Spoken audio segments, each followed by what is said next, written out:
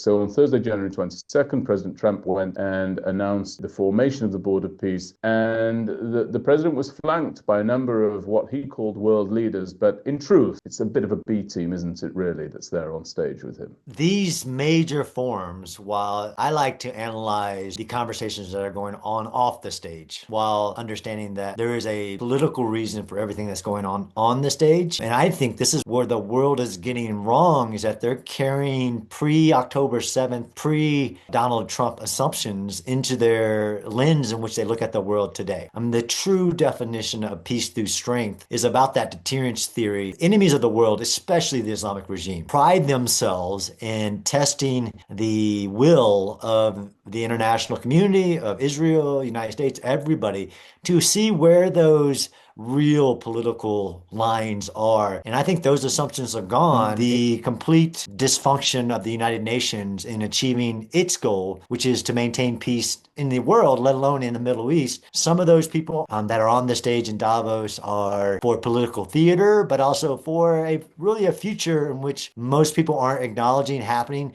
Thanks to Israel, the Middle East has been rewritten, but also in historic U.S. changes to the previous assumptions. This isn't the old United States. This isn't the old way of doing things. This isn't the old Israel in containment theory, the rocket diplomacy. Of course, Israel is in a state where it will strike any threat. Davos is a testing of this new world order that I believe has been established, and where old ways of doing things and just talk isn't what President Trump is and the administration is interested in, and arguably Israel as well. This new, and I think the just taking Israel and the United States and what they've been able to achieve in the last two and a half years is a manifesto of the old system wasn't working. Now we see new systems being developed, and we can disagree about as much as we can know in the open, Turkey, Pakistan, Russia being involved in that. I agree, though, we can't discount powers of the world. We can minimize invitations on being a part of a certain conversation because there is this two-sidedness. We need to hold everybody accountable, and that's what they always are trying to do with the United States, hold us accountable supposedly on the international stage while letting other countries like Turkey, Russia say one thing, do another, Pakistan another, their support for terrorism. Of course, we want to isolate Iran, but I haven't seen enough coming out of what the peace boards, what it will do